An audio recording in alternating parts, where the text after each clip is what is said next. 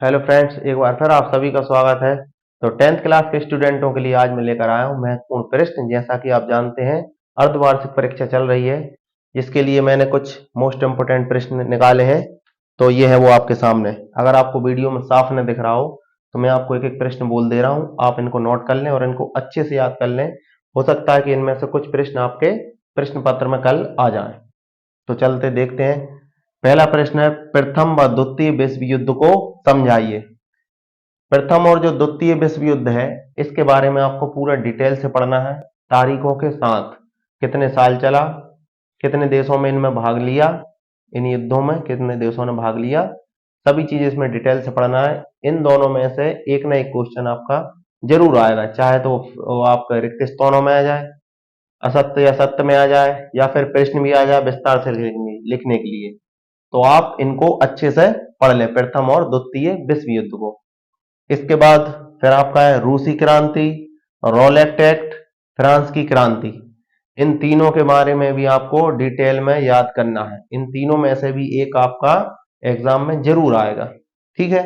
इसके बाद फिर है आपका रबी और खरीफ की फसल में अंतर लिखिए। तो रबी और खरीफ की जो भी फसलें हैं उन्हें आप याद कर लें, कौन कौन सी फसलें आती हैं इनमें, ये कौन कौन से मौसम में बोई जाती हैं खेतों में, इनमें क्या क्या मतलब लाभ है, इनके क्या क्या हानियां हैं, जो भी है इनका, इनके बारे में भी अच्छे से पढ़ लें। इनमें अंतर भी आ सकता है, या फिर इनके बारे में कोई फसल भी पूछी जा सकती है कि ये किस मौसम की फसल है, या ये रबी में आती है या खरीफ में, कुछ भी आपको आ सकता है। तो इनको भी आप अच्छे से पढ़ लें, रबी और खरीफ की फसल। फिर है आपका असहयोग आंदोलन, सविनय अवज्ञा आंदोलन, चोरा चोरी कांड, नमक सत्याग्रह और दांडी यात्रा। ये सभी गांधी जी से जुड़े हुए टॉपिक हैं। इनको भी आप बहुत ही अच्छी तरीके से पढ़ लें। इनमें से कम मेरे हिसाब से दो टॉपिक आपको जरूर प्रश्न पत्र पर मिलेंगे देखने के लिए, क्योंकि ये प्रतियोगी परीक्षा में तक आते हैं। इनमें से एक या दो क्वेश्चन जरूर आता है। तो इन सभी के बारे में आप अच्छे से पढ़ लें। एक बार और आपको मैं बोल के दिखा दे रहा हूं, असहयोग आंदोलन, सविनय अवज्ञा आंदोलन, चोरा चोरी कांड, नमक सत्याग्रह और दांडी यात्रा। ठीक है, इनके बारे में आप अच्छे से पढ़ लें, गांधी जी से रिलेटिव है ये। इसके बाद फिर आपका है अगला क्वेश्चन, वर्तमान में जंगल को बचाने के सुझाव लिखिए।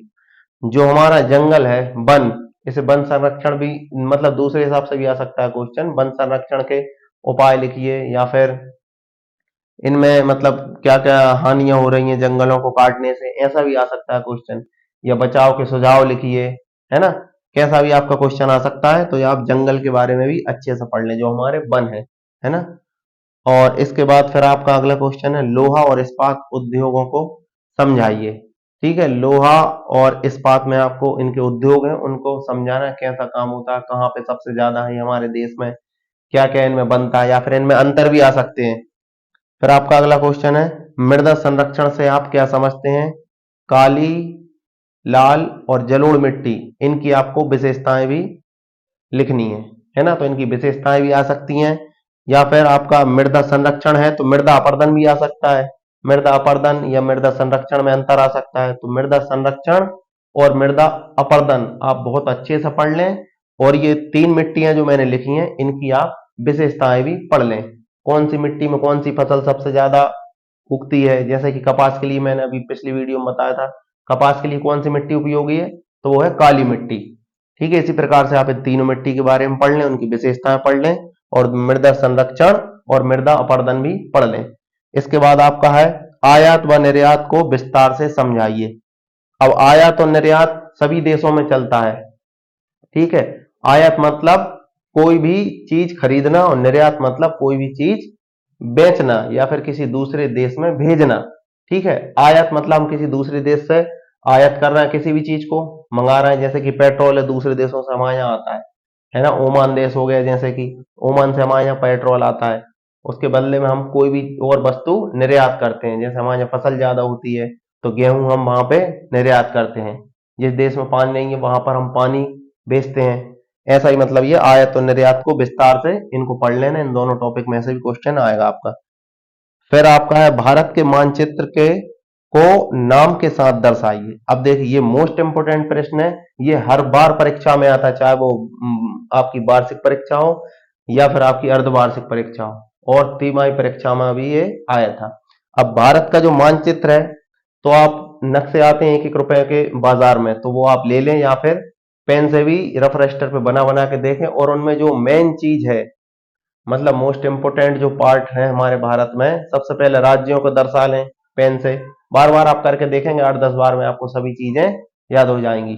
ठीक है, कोई भी चीज उसमें आपको नाम से पूछ सकते हैं कि ये वाला वन कहाँ पर है, या फिर हिमालय पर्वत यहाँ चित्र में कहाँ पर है, ये नदी कहाँ पर है, या फिर मध्य प्रदेश किस जगह पर है, कुछ भी चीज आपसे मोस्ट इंपोर्टेंट पूछ सकते हैं उसमें। तो आप मानचित्र को अच्छे से पढ़ लें और उसका 2-3 बार डायग्राम भी बना के देख लें। फिर है आपका, पहले विश्व युद्ध में औद्योगिक उत्पादन क्यों बढ़ गया था? जो प्रथम विश्व युद्ध हुआ था उसमें आपका जो औद्योगिक है वो उत्पादन बढ़ गया था, और वो क्यों बढ़ गया था ये आपको याद करना है। और फिर उसमें औद्योगिक, एक और क्वेश्चन उसी में जुड़ा है, औद्योगिक मजदूर से आप क्या समझते हैं, या फिर औद्योगिक मजदूर क्या होता है, तो वो उसके बारे में भी आपको लिखना है। फिर अगला क्वेश्चन आपका, संघीय शासन व्यवस्थाएं किस प्रकार गठित होती हैं? इसके बाद अगला क्वेश्चन है, भूमंडलीय या वैश्वीकरण से आप क्या समझते हैं? भूमंडलीय या वैश्वीकरण से आप क्या समझते हैं?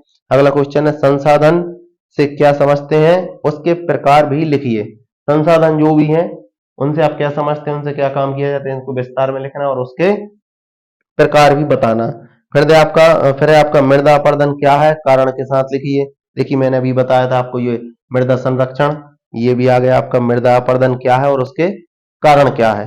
ठीक है, फिर है अगला क्वेश्चन आपका, मानव और दूसरे जीवधारी परिस्थिति तंत्र को समझाइए। जो मानव है और मतलब इंसान और जो भी जीव जंतु हैं उनके परिस्थिति तंत्र को समझाना है आपको। हो सकता है इसका क्वेश्चन ऐसा आ जाए, सचित्र के साथ समझाइए, चित्र के साथ समझाइए। फिर आपका है, बहुराष्ट्रीय कंपनियों से आप क्या समझते हैं? जो बहुराष्ट्रीय कंपनियां हैं उनसे आप क्या समझते हैं? फिर अगला क्वेश्चन है, किसी भी राजनीतिक दल के क्या गुण होते हैं? जो राजनीतिक दल होते हैं, पार्टियां होती हैं, उनके क्या गुण होते हैं? ये राजनीति का क्वेश्चन है। फिर है आपका अगला क्वेश्चन, जलियांवाला बाग हत्याकांड पर टिप्पणी कीजिए। देखिए ये मोस्ट इंपोर्टेंट प्रश्न है। जलियांवाला बाग हत्याकांड हुआ था जो हमारा 13 अप्रैल सन 1919 को हुआ था। ये अमृतसर में हुआ था, और इसके बहुत से प्रश्न आते हैं।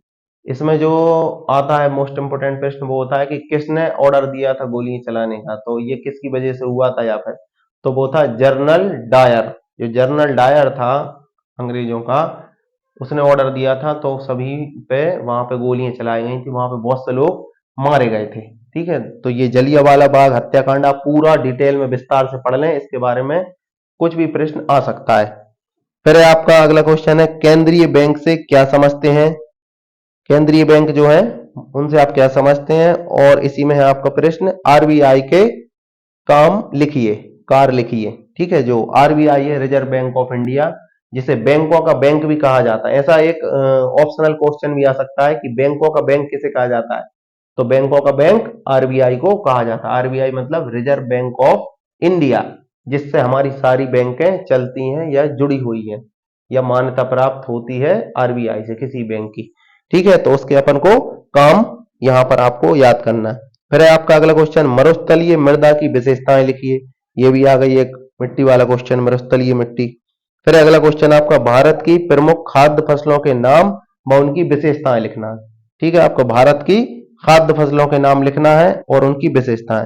फिर लास्ट क्वेश्चन है आपका, विनिमय दर का अर्थ बताइए। ठीक है, विनिमय दर का अर्थ स्पष्ट कीजिए। तो ये आपके मोस्ट इंपोर्टेंट प्रश्न हैं, इन्हें आप अच्छे से पढ़ लें, और इनके अलावा भी बहुत से महत्वपूर्ण प्रश्न आपकी बुक में है, उन्हें भी पढ़ लें, क्योंकि आपके प्रश्न पत्र में कुछ भी आ सकता है। बाकी ये बहुत ही इंपॉर्टेंट प्रश्न है जो मैंने खोज के निकाले हैं।